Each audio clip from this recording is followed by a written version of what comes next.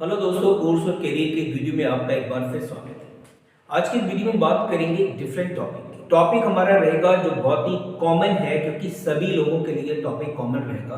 किस तरीके से बच्चों में मोबाइल की जो लत है उसको छुड़ाएं।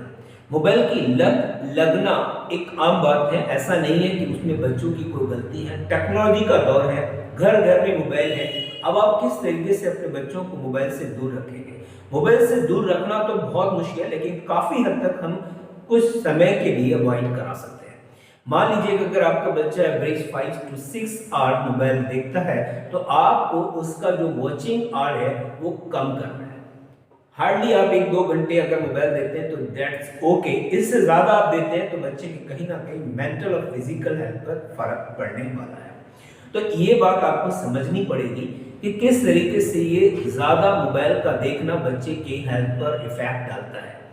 बच्चा तो देखिए समझदार नहीं है, उसको नहीं पता होता है कि इसको मोबाइल को ज्यादा देखने से उसके आई सेट पे क्या फर्क पड़ने वाला है, मेंटल क्या इफेक्ट पड़ेंगे, फिजिकल हेल्थ पर बाकी क्या इफेक्ट पड़ेंगे, उसको बिल्कुल नहीं पता। आप समझदार है, आपको समझना पड़ेगा कि बच्चे के हेल्थ पर किस तरीके के इफेक्ट पड़ते हैं इस मोबाइल से। आप ये मान के चलें, अगर इस समय अगर हम एक कॉमन सी बात देखें तो बच्चे का सबसे बड़ा जो दुश्मन है वो मोबाइल फोन है। मोबाइल फोन की वजह से वो ना तो बाहर घूमने जाता है, ना उसके फ्रेंड हैं, ना ही वो अदर एक्टिविटी में इन्वॉल्व होता है। अब उसने कोई भी एक्टिविटी करना, ये समझिए सारी एक्टिविटी करना बंद कर दी है, सिर्फ और सिर्फ वो मोबाइल में लगा होता है। चाहे वो गेम हो या इट मे बी कोई अदर यूट्यूब वीडियो हो या कोई भी चीज़ है, लेकिन वो लगा हुआ सिर्फ मोबाइल से, किसी एक्टिविटी में उसको फोकस नहीं है। तो आज के इस वीडियो में बात करेंगे कि अपने बच्चों को किस तरीके से आप अदर एक्टिविटी में इन्वॉल्व करके मोबाइल की इस लत से छुटकारा पा सकें।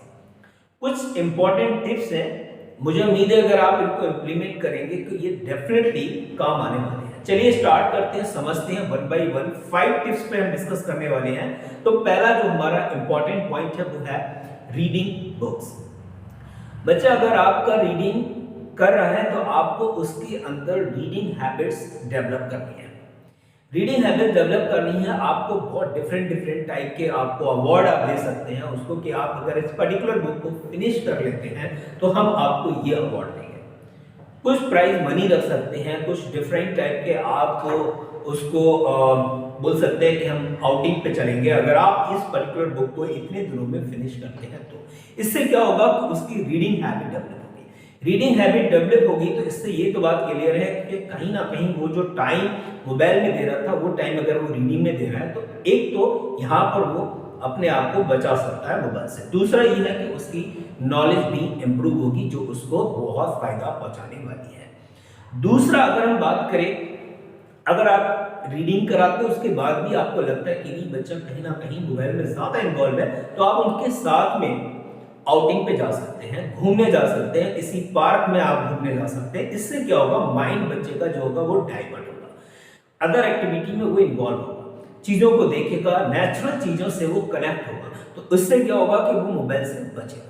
तो इस पे भी आपको ध्यान रखना है। आप आउटिंग पे लेके जाएं, जहां भी आपको सुटेबल लगे।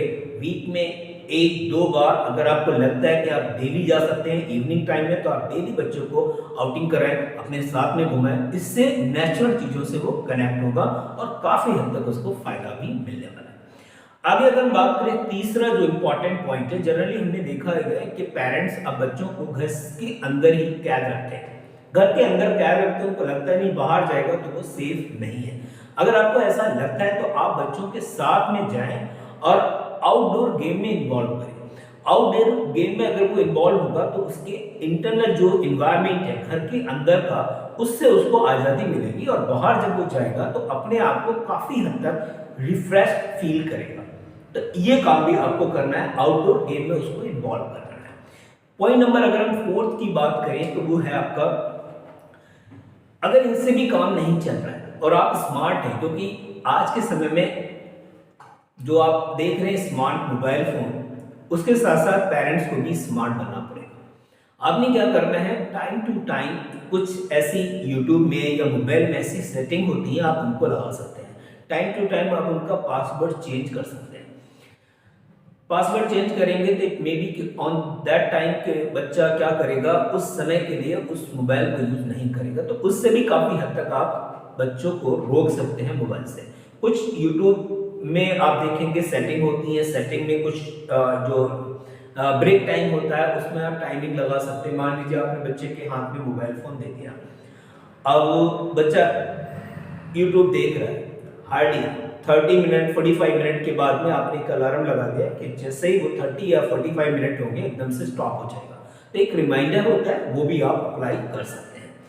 ये तो रहा आपका पॉइंट नंबर 4। फिफ्थ की अगर हम बात करें, वो है आपका क्रिएटिविटी। अब हमने क्या करना है, घर के अंदर हो या घर के बाहर हो या स्कूल में हो, बच्चों को ज्यादा से ज्यादा क्रिएटिविटी के साथ आपको इन्वॉल्व करना है।